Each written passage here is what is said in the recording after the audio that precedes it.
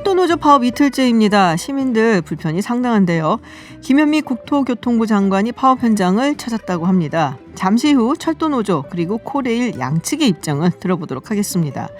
방위비 분담금 협상 결렬 속에 주한미군 철수설도 나오고 또 황교안 대표는 당직자들 당번을 세워서 황제 단식 중이다라는 논란이 좀 일고 있습니다. 서울타임즈에서 자세히 알아보고요.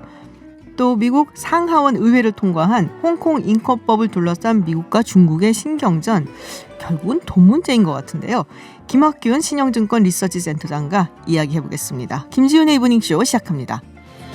네, 서울타임즈 시간입니다. 오마이뉴스 박정호 기자 그리고 프레시안의 곽재훈 기자 나오셨습니다. 어서 오세요. 네, 안녕하세요. 안녕하세요. 네, 오늘 아침부터 사실은 이 뉴스 때문에 다들 막 뭐 약간 어수선했어요. 그죠? 네, 조선일보가 보도를 했죠. 처음에 미국이 주한미군 1개 여단을 철수하는 방안을 검토하고 있다라는 보도가 있었습니다. 일단은 부인을 하고 있는 것 같은데 미국하고 한국 국방부에서는 들은 바 없다. 네, 뭐 청와대에서 부인한 거는 뭐 당연하고요. 아예 미국 쪽에서도 좀 딱 잘랐습니다. 이 조선일보 보도에 대해서 오늘 마크 에스퍼 미국 국방장관이 베트남을 방문하는 자리에서 기자들과 만났는데 이 로이터 통신에 따르면 에스퍼 장관은 그런 얘기 들어보지 못했다. 나는 항상 거짓이거나 부정확하거나 과장된 기사들을 언론에서 읽는다 이렇게 얘기하면서 들어본 적 없다고 일축을 했다고 하고요. 또 협상에 실패할 경우 미군 철수 뭐 가능성 위협이 있느냐 이런 질문에도 이 주한미군 철수로 동맹을 위협하지 않는다. 이건 협상이다 이렇게 답을 했습니다. 이게 철수로 얘기를 한 건가요? 아니면 감축으로 얘기를 한 건가요? 궁금해지는데 갑자기 원문을 못 봐서 제가. 질문을요? 네. 질문은 철수라고 했습니다. 철수라고? 약간 이게 다른데. 좀 더 나간 네. 뭐 이 국방부 대변인 성명이 있었는데요. 네네. 조너선 호프먼 국방부 대변인이 성명을 냈는데 내용을 보면 이게 조선일보 보도는 전혀 사실이 아니다라고 네네. 딱 잘라 말을 했고요. 네. 그리고 이와 같은 뉴스 기사는 익명의 한 소식통을 인용한 보도에 위험하고 무책임한 결점을 드러낸다라고 지적을 했습니다.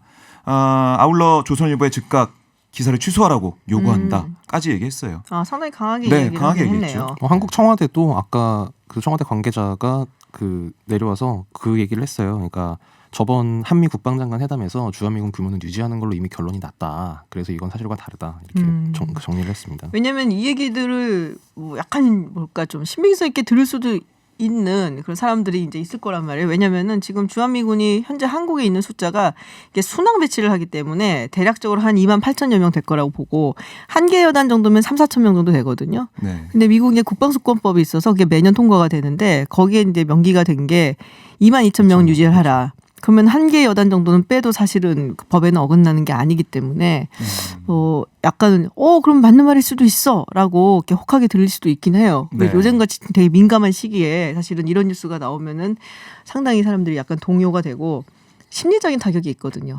사실상 이게 뭐 큰 차이가 안 난다 이렇게 얘기를 하더라도 심리적으로 이게 어떻게 되는 거지? 뭐 그렇죠. 이런. 네. 이 기사가 계속 또 뭐 퍼지면서 정말 네. 큰일 나는 거 아니야 이런 얘기 나올 수가 있고요. 여론도 안 좋아질 수가 있는데 어쨌든 미국 쪽에서 확실히 선을 그었기 때문에 좀 조선일보가 어떻게 다시 보도를 하든가 아니면 어떻게 해야 될 것으로 보이네요. 사실 뭐 제일 중요한 건 트럼프 대통령이 무슨 생각을 하고 있느냐가 제일 중요한 거죠. 근데 주한미군 철수 얘기 이런 거는 워낙 많이 했으니까 그래갖고 더 불안한 것도 네. 있고 우리 국회의원들 여야 3당 원내대표들이 워싱턴을 갔어요. 지금 미국 의회 주요 인사들 만난다고 하는데 그 와중에 들어온 소식은 네. 미국 의회에서 지소미아 종료 철회 결의안을 발의를 했다는 얘기가 들어와 있습니다. 좀 어려운 네. 상황이죠. 왜 갔는지 갑자기 궁금해지는데. 네. 네. 어쨌든 오늘 그 3당 원내대표들이 주요 의회 인사들을 만났어요. 네. 미 하원의 마이클 맥콜 외교위원회 간사 그리고 제임스 클라이번 원내 총무 또 상원의 찰스 그레슬리 임시의장과 코니 가드너 외교위 동아시아 태평양 소위원장 만나서 얘기를 했는데 뭐 새 원내대표의 공통된 점은 뭐냐면 걱정했던 것보다는 한미동맹 굳건한 그 정신 확인할 수 있었고 또 5배 넘게 그러니까 5 빌리언 달러를 내라고 했던 네. 트럼프 대통령의 그런 주장에 대해서 그거는 뭐 정치적인 수사가 아니겠느냐 이런 얘기가 나왔다는 거예요. 더 합리적이고 호의적인 방향으로 갈 수 있다. 이렇게 좀 정리할 수 있겠다라는 특파원들과의 간담회가 있었습니다. 네. 뭐 만난 사람들 얘기를 들어보니까 코리 가드너 정도는 괜찮은데 엘리아 댕게를 안 만났네. 지금 하원의 외교위원 위원장을 안 만났네. 아마 네. 오늘 안 만났고 아마 네.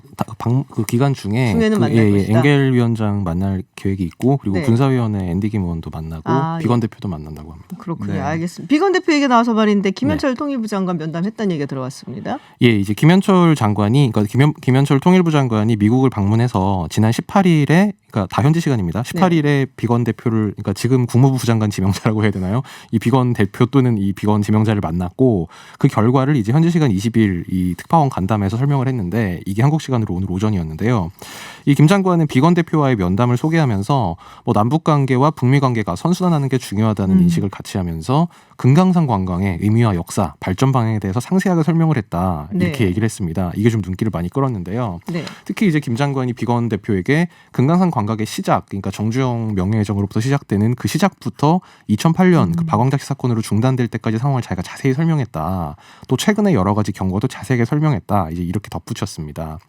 한편 이제 김 장관은 간담회에서 이 비건 대표가 한미 워킹그룹 대표를 맡고 있는데 이 통일부 입장에서 이 워킹그룹의 효율적 운영 방안에 대해서 깊이 있게 대화를 나눴다. 이제 이렇게 전하면서 비건 대표에 대해서는 북한과의 협상 의지가 굉장히 강하고 주요 쟁점에 준비가 많이 돼 있다는 인상을 받았다. 이렇게 평가했습니다. 이 금강산 관광 얘기를 굉장히 방점을 많이 찍은 게 제 생각에는 그 신년사였나요? 김정은 위원장 신년사 당시에 연초에 금강산 관광 개성공단 이야기를 꺼냈던 걸로 제가 기억을 해요.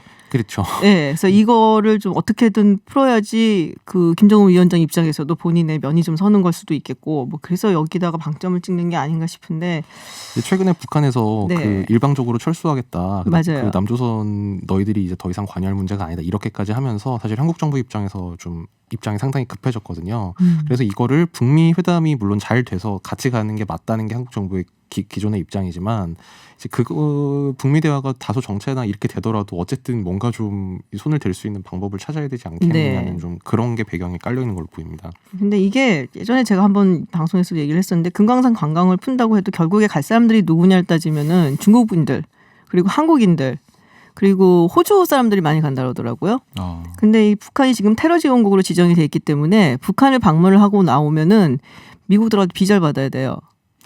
네. 저번에 말씀하신 대로 네. 그 큰 문제가 있네요. 큰 문제가 있어요, 사실. 그래서 그래도 어쨌든 간에 우리 정부 측이 이 정도 노력은 했다라는 그런 모습을 좀 보여주는 데 의미가 있지 않나라는 생각이 좀 드는데 사실 그게 먼저 좀 해제가 좀 돼줘야 되는데 그렇습니다. 그 와중에 또 비건 특별 대표 자신의 카운터파트가 최선희 외무성 1부상이다라는 얘기를 했습니다. 급을 좀 올리자 뭐 이런 얘기로 네. 해석이 되는 것 같아요. 예, 그렇습니다. 인준 청문회에서 얘기를 했고요. 뭐 자신이 부장관은 되더라도 이 대북 문제 계속 하겠다라는 얘기를 했고 최선희 부상과 얘기하면서 급을 올려서 좀 더 실무 협상이 좀 뭐 밀도 있게 그리고 실무 협상을 통해서 정상회담 가서 합의까지 나올 수 있게 이렇게 만들어가자는 그 취지로 보이고요. 최선희 부상 근데 또 러시아에서 발언한 게 또 많이 보도가 되고 있습니다. 테이블 안에 없다. 예, 참 저희 입장에서는 안타까운 네네. 그런 메시지가 좀 나오고 있는데요. 미국 쪽에 전할 메시지가 있냐라는 기자들의 질문에 메시지는 없고 이제는 아마 핵 문제와 관련한 논의는 앞으로 그러니까 협상 테이블에서 내려지지 않았나 하는 게 제 생각이다라고 얘기를 했어요. 그러니까 미국과 앞으로 협상하자면 대북 적대시 정책을 다 철회해야 핵 문제를 다시 논의할 수 있을 거라 생각한다라고 강조했거든요. 네. 그러니까 계속 일관된 거죠. 김계관 그 고문 발언부터 해가지고 김영철 발언, 최선희 발언까지 쭉 계속 돌아가면서 얘기를 하고 있는 상황인데 저는 그래도 조금 희망적이라는 그 평가를 할 수 있는 게 제 생각이다. 이 부분. 제 생각이다. 김정은 생각 아닐 것이다라는 좀 생각을 개인적으로 해봤는데 네. 글쎄요. 어쨌든 미국 쪽에서 좀 풀지 않으면 협상은 어렵지 않겠나 생각이 들고 비건 대표도 이 부분 좀 알고 있을 거예요. 그러니까 최선희 근데 부상과 어떻게 본인은 얘기할지. 뭐 풀겠다는 얘기는 없고 뭐 연말까지 지금 시한을 줬잖아요 북한 네. 측에서. 근데 뭐 연말 그거 기한 뭐 정해놓은 거 아니다 뭐 이런 식으로 얘기를 하더라고요. 비건 대표는 그렇게 네. 얘기를 했죠. 그거는 뭐 좀 더 봐야 된다 이런 식으로 얘기를 했는데요. 어쨌든 지금 북미 간의 협상이 어렵습니다. 어렵고 남북 관계도 어렵고. 올해 뭐가 나오지는 좀 힘들지 않을까라는 생각을 했는데 김정은 위원장은 그 와중에 네, 한 아세안 특별 정상회의 부산 안 온다라는 얘기를 또 선을 보냈어요. 이게 속보로 떴는데 뭐 안 올 거라고 생각을 했었어. 저는 온다는 줄 알았어요. 속보 떠가지고. 그러니까 나 온다는 줄 알았는데 안 온다고 속보가 그러니까 안 온다는 결과에 놀라셨을 분은 별로 없을 것 같고 다만 이제 내용이나 형식이 좀 눈에 띄는데요. 좀 이례적인 형식으로 그것도 좀 정중한 거절 입장을 밝혔습니다. 일단 형식이 어떻게 나왔냐면 당국자 실명명이 뭐 이를테면 최선희 부상이라든지 뭐 아니면 어디 조평통 위원장이라든지 통일전선부장 이런 게 아니라 그냥 관영 매체 보도 형식으로 발표했어요. 그러니까 굳이 따지면 그냥 기사인 겁니다. 이 북한 내각 직속기관인 조선중앙통신이 오늘 모든 일에는 때와 장소가 있는 법이다라는 제목의 기사를 실었는데 뭐 말이 기사지 거의 북측 당국의 입장문이고요. 그렇죠. 네. 참고로 이 지난 15일에 금강산 시설 철거 그 최후 통첩도 같은 형식으로 이렇게 기사 형식으로 발표가 됐습니다. 이 북측은 이 입장문에서 오는 25일부터 남조선 부산에서 열리게 될 아세안 나라들의 특별순회의 준비 사업이 마감 단계에 추진되고 있다고 한다면서 지난 11월 5일 남조선의 문재인 대통령이 이 국무위원장께서 이번 특별순회자 회의에 참석해 줄 것을 간절히 초청하는 친서를 정중히 보내왔다 이렇게 밝혔습니다. 사실 친서를 보냈다는 게 그 김정은 위원장이 안 온다는 것보다 더 좀 이렇게 뭐랄까요 뉴스인 셈이죠. 그러면서 북한은 우리가 그 보내온 친서가 국무위원회 위원장에 대해 이 진정한 신뢰심과 곡진한 기대가 담긴 초청이라면 굳이 고맙게 생각하지 않을 까닭이 없다면서도 이제 남측의 기대와 성의는 고맙지만 국무위원회 위원장께서 부산에 나가셔야 할 합당한 이유를 끝끝내 찾아내지 못한 데 대해 이해해주기 바란다. 이해해주기 바란다. 이렇게 밝혔습니다. 저는 여기서 고맙지만에 또 방점을 찍고 싶습니다. 정말 긍정적인 우리 박정우 기자님. 이런 분이랑 같이 있으니까 햇살이 비치는 것 같아요. 좋아요, 아주. 네. 그 참고로 좀 하나 더 눈에 띄는 거는요. 이 뭐랄까요, 이 우리가 안 가겠다고 한 이유가 한국 정부의 대북 정책에 실망했다. 물론 그런 이유도 당연히 들어가 있는데요. 좀 눈에 띄는 게 이남 땅의 정서가 심히 깨끗이 못하다. 그러면서 남조선의 보수 세력들은 현 정권을 친북 정권이니 좌파 정권이니 헐뜯어내고 그 연장선 위에서 북남 합의 파기를 떠든다. 그리고 우리에 대한 비난과 공격에 열을 올리고 있다. 북한 정권 교체, 붕괴 유도와 망언까지 튀어나오고 있다. 그러면서 이런 때에 도대체 북한함이 만나서 뭘 할 수 있겠느냐 이렇게 얘기했거든요. 정확하게 저격을 했네요. 그러니까 이게 문재인 정부도 빨리 적극적으로 나와야 된다 얘기를 하면서도 이 김정은 위원장이 안 가는 게 꼭 한국 정부 탓만은 아니고 그 남조선의 보수 세력, 그러니까 한국의 보수 세력에게도 책임이 있다 이렇게 돌린 겁니다. 그렇군요. 알겠습니다. 네, 여기서 잠시 교통 정보 듣고 다시 돌아오도록 하겠습니다. TBS 스마트폰 어플리케이션이 업데이트됐습니다. 혹시 기존 앱이 작동이 안 되시는 분들 앱 업데이트하면 되고요. 보이는 라디오로도 함께 하실 수 있습니다. 유튜브에서 TBS FM 검색하셔서 들어오시면 됩니다. 네, 서울타임즈 돌아왔습니다. 제가 이거 보고 깜짝 놀랐어요. 헤드라인만 보고 방탄소년단 군대 간다. 갑자기 막 확 심장이 내려왔는. 어떻게 된 겁니까? 아니 뭐 방탄소년단이 군대를 가겠죠. 그러니까 오늘 곧 간다는 줄 알고 뉴스가 저는 가겠지 생각을 했지만 갑자기 간다는 줄 알고 했더니 클릭수는 많이 올라갔을 것 같습니다. 진짜 이런 걸로 났고 말이에요. 깜짝 놀랐잖아요. 그러니까 왜 나온 기사냐면요. 오늘 그 정부에서 이 병역 대체복무제도 개선 계획을 심의 확정했어요. 그러니까 그동안 국방부, 병무청, 문화체육 관광부 등으로 구성된 제도 개선 태스크포스 TF에서 이걸 좀 논의했거든요. 왜냐? 형평성 논란이 제기됐습니다. 그러니까 예술 요원, 채용 요원 제도 이걸 전면 폐지해서 좀 없애는 게 어떻겠냐? 왜냐하면은 이게 건강한 남자들은 다 군대 가는데 왜 이 사람들은 뭐 이렇게 혜택을 주냐? 이런 논란이 있었잖아요. 거기에 대해서 논의하면서 플러스 뭐가 있었냐면 대중문화 예술인.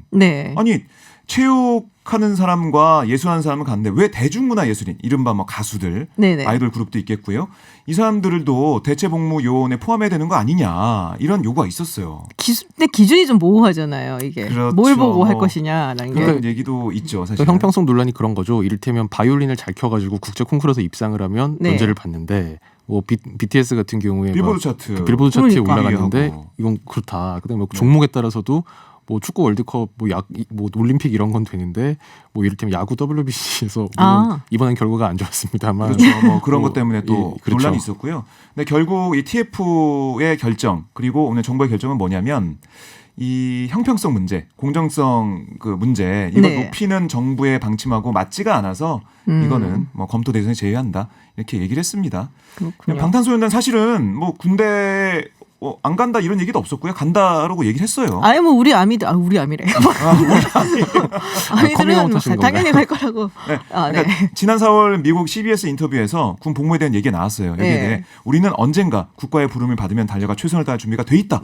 명확히 밝힌 바 있어요. 그렇죠. 그 팬클럽은 자꾸 이거 끌어들이지 마라. 방탄소년단을 그렇죠, 사실은. 여기다가 간다면 뭐 언제 우리 가지 말라 그런 적 있냐. 당연히 네. 갈 거다. 뭐 이렇게들 얘기들을 하거든요. 근데 네. 이제 아마도 군대라는 게 워낙에 또 민감한 이슈고 네. 그 예술 그쪽도 사실은 조금 이제 좀 살펴보면은 좀 엄격하게 걸러내야 될 부분도 있는 게 국제 콩쿠르라고 하지만은 국내에서 열리는 국내 참가자들만 있는 국제 콩쿠르도 있어요. 네, 그래서 그런 경우들은 좀 엄격하게 좀 걸러내야 될 필요도 있고, 어쨌든 이 군대라는 게 자 얼마 안 되는 모두가 평등해지는 기간이잖아요. 네, 잠시. 그렇죠. 예, 그래서 굉장히 또 민감하고 사람들이. 그러니까 이게 사실 박정희 정권 때 도입이 된 거예요. 네. 그러니까 오래됐죠. 그러니까 오래됐네요, 그 당시의 기준과 지금 기준은 많이 달라지지 않았냐. 그러니까 판단해야 된다 이런 뭐 여론이 있었는데 어쨌든 이번에는 방탄소년단 군대 간다 헤드라인 기사가 나오는 상황이 됐습니다. 네. 네.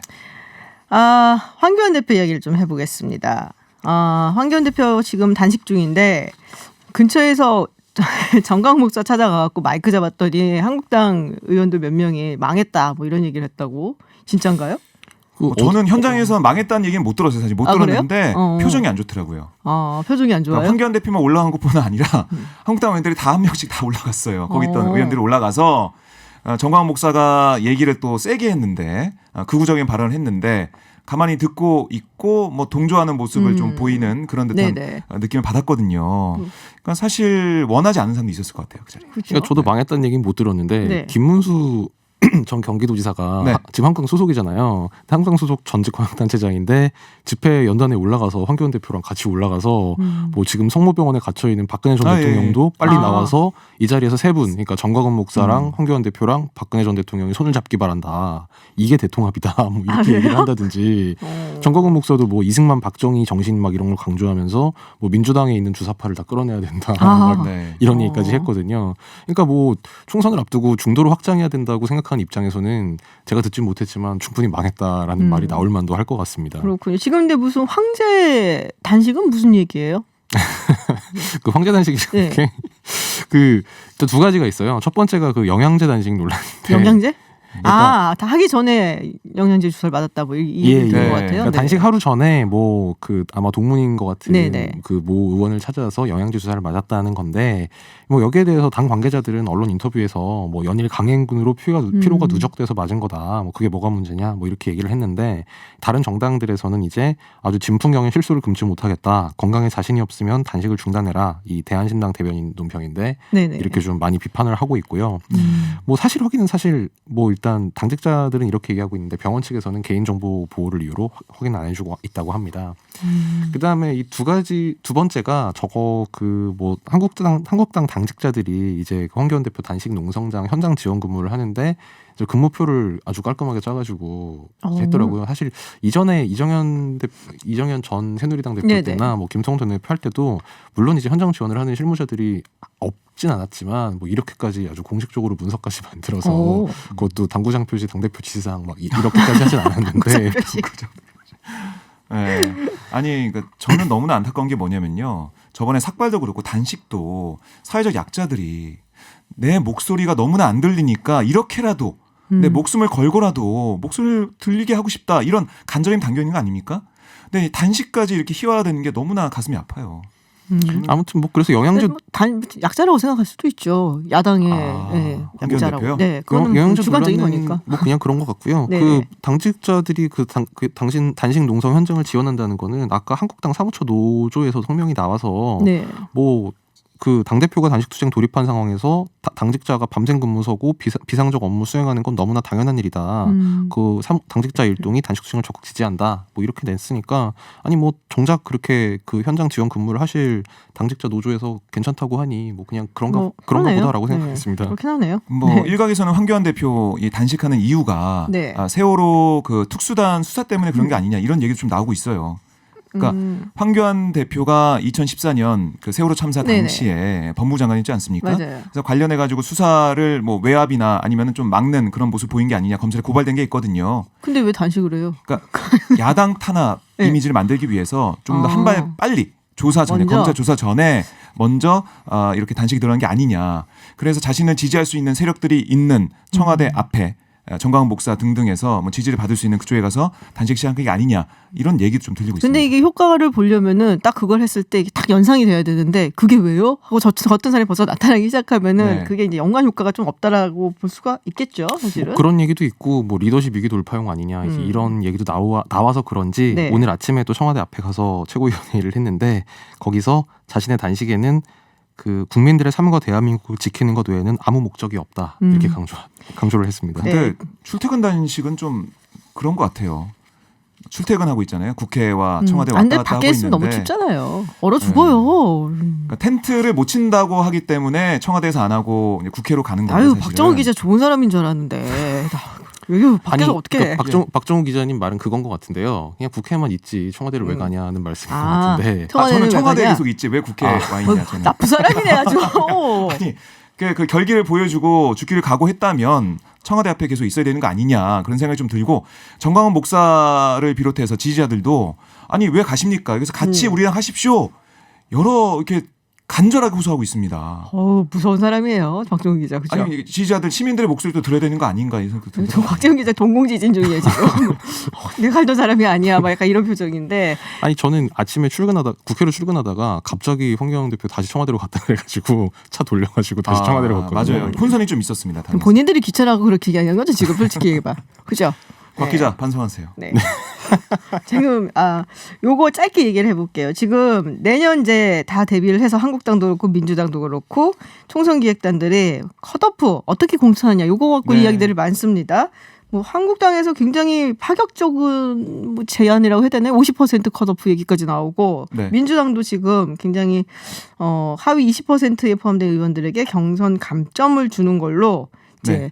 했는데 우선 돼 있었죠. 네. 우선 한국당 오늘 그 내년 공천에서 현역 의원 중 3분의 1 이상을 탈락시키는 방안을 추진하겠다. 네. 기자회견 통해서 밝혔어요. 총선 기획단에서 얘기를 했는데요. 그러니까 이게 지역구 의원 중 3분의 1을 쳐내고 불출마 의사를 밝힌 의원과 비례대표를 포함해서 다 합치면 절반 이상을 새 인물로 공천하겠다. 이런 의미라고 해요. 근데 이러면은 기존에 있는 현역 의원들 굉장히 반대할 것 같은데요. 뭐 그런 질문이 있었죠. 그랬더니 아니다. 우리 아니다? 한국당 의원들은 공정하고 정말 누구나 받아들일 수 있는 기준으로 이렇게 컷오프 기준을 만들면 다 받아들일 것이다. 아, 정말요? 얘기를 하더라고요. 그러니까 이게 총선 기획단 총괄팀장이 이진부 의원인데 네. 기자들이 안 그래도 반발이 많을 텐데요라고 물어봤더니 당연히 물어보죠. 이렇게 얘기를 했는데 뭐 과연 그럴지 한번 보겠습니다. 제가 쭉 보면 늘 총선 때 공천 때마다 항상 시끄러웠습니다. 그 당사가 너무나 시끄럽고 뭐 고성도 많이 나오고 그런 일이 있었거든요. 네. 이번에는 더 그런 일이 많지 않을까. 그렇군요. 예, 생각을 알겠습니다. 네, 지금까지 프레시안의 곽재훈 기자 그리고 오마이뉴스의 박정우 기자와 함께했습니다. 오늘 말씀 고맙습니다. 고맙습니다. 감사합니다. 네, 해외 뉴스 알아보는 서울타임즈 시간 전주현 캐스터와 함께합니다. 어서 오세요. 네, 안녕하세요. 이 소식이 들어와 있어요. 지금 김현철 통일부 장관 들어가 있는데 그리고 우리 국회 원내대표들도 지금 미국을 방문하고 있죠. 미국 상원에서 지소미아 종료 결정을 취소하라는 결의안이 지금 발의가 돼서 상정이 됐어요. 그렇습니다. 네. 제임스 리시 상원 외교위원장이 현지 시각으로 20일에 지소미아 연장을 촉구하는 결의안을 발의했는데요. 여기에는 한국이 영내 안보 협력을 저해할 수 있는 잠재적 조치들의 해결 방법을 고려할 것, 이걸 촉구하는 내용이 담겼습니다. 네. 그리고 일본과 한국이 신뢰를 회복하고 양국 간 균열의 근원을 해소하며 두 나라의 다른 도전 과제들로부터 중요한 방어와 안보 관계를 격리시킬 것을 권고한다. 이런 내용도 담겼어요. 그래서 네. 한일 간의 균열이 영내를 분열시켜서 적국들의 힘을 넣어줄 뿐이다. 이런 지적도 함께 포함이 됐습니다. 이게 뭐 발의가 됐으니까 뭐 통과한 건 아직 아니지만은 아닙니다. 네. 어쨌든 뭐 이런 뜻이다 우리는 네. 하고서는 어떻게 보면 좀 발맞춰서 보여준 느낌이 좀 들기도 하는데 우리 지금 의원들이 그렇죠. 가 있는데 네. 지금 그리고 상원 외교위와 군사위 지도부 전원이 네. 지금 초당적으로 참여를 했다는 것도 눈길이 좀 가는 부분이고요. 네네. 아무튼 지소미아를 한미일 안보 협력의 기초적인 틀로 지금 미국이 생각하고 있으니까 이 종료를 앞두고 좀 결정을 재고해라 이걸 요구한 또 하나의 움직임입니다. 그렇군요. 지금 내일까지잖아요. 시간이 네. 딱. 그렇습니다. 네, 뭐 강경화 외무 갑자기 외교장관? 네, 네. 외무장관이 지금 나고야에서 지금 G20 네네. 외교장관 회의 있는데 거기 참석을 했는데 일본 측에서 처리하지 않으면 우리도 네. 강경하게 지금 어쨌든 그렇습니다. 네, 주장을 하고 있는 상황이고 일본은 어떤가요 지금? 지금 말씀하신 대로 내일하고 모레 G20 외교장관 네. 회의가 열리잖아요. 미국 국무부 부장관 스틸 동아시아 태평양 담당 차관보도 가고 그래서 어떤 얘기가 올 것인가 이제 이런 얘기가 나오고 있는 가운데 오늘 고노다로 일본 방위상이 지소미아가 종료될 경우에 북한의 미사일 정보를 일본에 요구하면 한국에 제공을 하겠는가 이걸 누가 이제 기자들이 네네. 물어봤거든요. 그래서 지소미아 종료 이후에 대해서는 예단을 갖고 대답하기 곤란하다. 굉장히 외교적인 답을 네. 그냥 애둘러 내놨습니다. 그래서 한국의 현명한 대응을 요구하고 있다 이렇게 얘기를 했는데 이 표현이 일본 정부가 지소미아 종료 문제에 대해서 공은 한국에 있다 이걸 주장하기 위해서 계속 반복해서 사용하고 있는 표현입니다. 지금 NHK도 일본과의 관계가 악화되는 가운데 한국 내에서는 지소미아 종료를 지지하는 여론이 뿌리 깊다. 네. 내년에 총선을 앞둔 문재인 정권이 일본에 대한 대항 조치로 단행한 지소미아 종료 결정을 뒤엎는 것이 좋은 대책은 아니라는 견해가 한국 내에서 있다. 뭐 이런 흐름을 전하기도 했습니다. 네, 한일 관계가 뭐 쉽사리 풀릴 것 같아 보이진 그렇습니다. 않고 네. 또 그 와중에 지금 한국 관광객이 네. 일본을 안 가갖고 지금 일본 지역 도시에서 굉장히 어렵다라는 네. 아우성이라는 소식이 또 들어와 있습니다. 네, 일본의 주요 신문들이 오늘 지난달에 일본을 여행한 한국인이 작년 대비 65.5%나 급감했다는 소식을 일제히 일면 뉴스로 다뤘습니다. 오. 그러니까 뭐 아베 총리의 비판적인 신문도 실었고 뭐 우호적인 신문도 그렇고 다 다룬 셈이고요. 그래서 지역 경제들이 타격을 받고 있다 이런 기사를 아주 자세하게 실었는데요.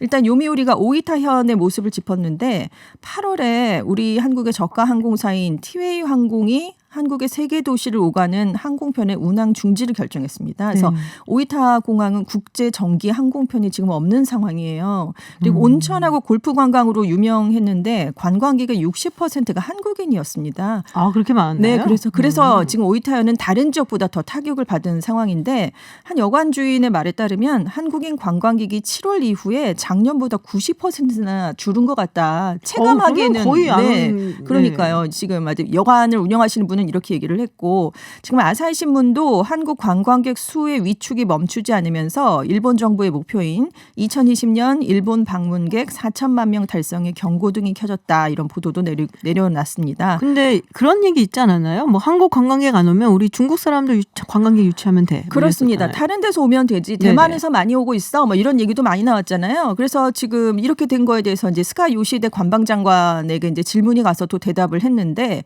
물론 한국 관광객은 감소했는데 1월에서 10월 사이 전체 관광객이 전년도보다 3.1%나 늘었다. 중국, 유럽, 동남아가 13% 이상 크게 늘었다. 그래서 더 폭넓은 지역에서 많은 관광객이 올 수 있게 노력을 하겠다. 이렇게 얘기를 했는데 요미우리 신문은 한국 관광객이 격감하는 대신 중국 관광객이 늘어나고 있긴 하지만 중국도 역시 정부 간 관계 악화에 대한 리스크가 있는 곳이잖아요. 그렇죠. 언제든지 상황이 변할 수 있기 때문에 한국과 중국 의존도를 줄이고 지역을 다변화할 필요가 있다. 뭐 이렇게 강조하는 기사를 싣기도 했습니다. 근데 요새 뭐 일본이 중국하고 적극적으로 관계 개선을 네네. 하려고 굉장히 노력은 많이 하는데 네. 여기도 뭐 동중국해 그쪽 문제도 이슈 있고요. 네, 생각고 과거사도 수도 또 있고. 얽혀 있고요. 여기도. 네, 그래서 뭐 언제 어떤 일이 발생할지 사실은 모르는 그렇습니다. 국가래 갖고 조금 뭐 불안하기는 할 것 같습니다. 일본 입장에서도. 그러니까 있을 때 잘하지라는 얘기가 이런 얘기한테 나오는 거죠.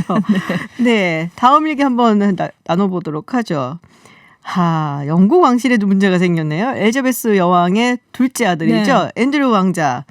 성접대 의혹에 책임을 지고 모든 공직에서 사퇴하겠다. 성접대를 받았어요? 그 미국의 억만장자 제프리 앱스타인이라는 인물이 있었는데요. 그 얼마 전에 스스로 목숨을 끊었죠. 그렇습니다. 8월에 이제 교도소에서 스스로 목숨을 끊었는데 10대와 성관계를 했고 뭐 많은 사람들에게 10대와의 성관계를 알선했다 뭐 이런 의혹들을 많이 받았었는데 그중에 가장 중심적인 인물 중에 한 명이 앤드루 왕자였거든요. 앤드루 왕자가 20일 이제 성명을 통해 이제 어떤 얘기를 했냐면 앱스타인과의 관계가 왕실의 자선 사업 등 소중한 일에 큰 지장을 초래했다면서 공직에서 사퇴하겠다고 밝혔습니다.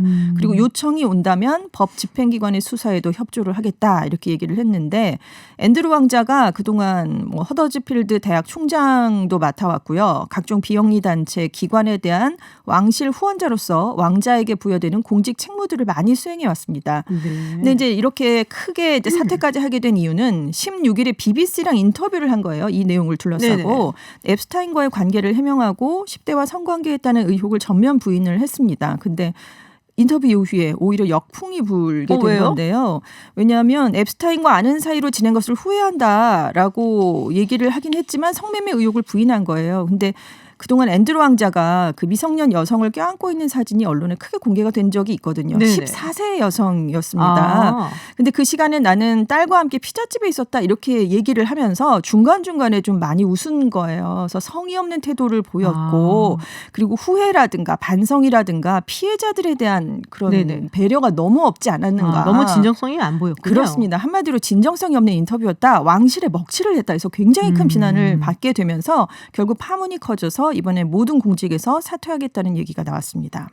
이 왕실에 대해서 찬성하는 사람들도 있지만은 네. 반대하는 사람들도 있거든요. 꽤 있죠. 영국에. 네. 이런 이슈가 자꾸 생기면은 뭐 상당히 이미지에도 안 좋을 텐데. 네. 글쎄요. 근데 제프리 앱스타인 저는 알아요. 저는 네. 누군지 아는데 굉장히 떠들썩하게 했었거든요. 얼마 전에 그렇습니다. 미국을 헤지펀드 매니저 네. 출신의 억만장자로 이제 굉장히 트럼프 유명했던 대통령하도 인물. 친하죠. 그렇습니다. 빌 클린턴 전 대통령, 트럼프 대통령하고도 막역한 사이다 네. 이렇게 알려졌었죠.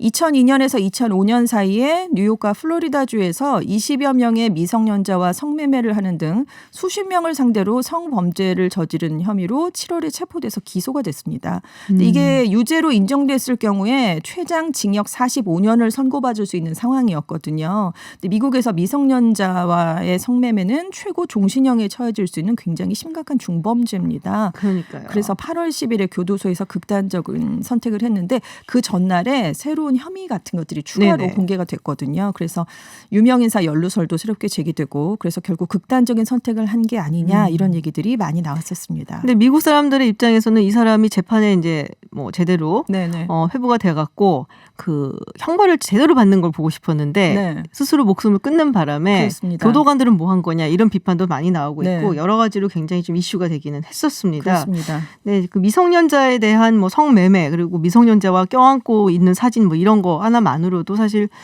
이렇게 큰 비난이 쏟아지는 사회라는 게 네네. 조금 부럽기는 해요. 어떻게 그렇죠. 보면. 네. 네. 여기에 대해서 강력한 처벌이 네. 실제로 이루어지고 있다는 게 그것은 정말 부러운 점입니다. 네. 알겠습니다. 네, 지금까지 외신 알아봤습니다. 전주연 외신캐스터였습니다. 고맙습니다. 네, 감사합니다.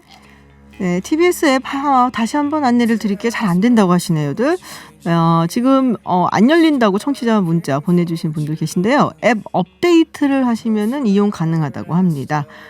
네, 라이프하우스의 행잉 바이 어 모멘트 들으시고요. 저는 7시에 김지윤의 픽으로 돌아오겠습니다.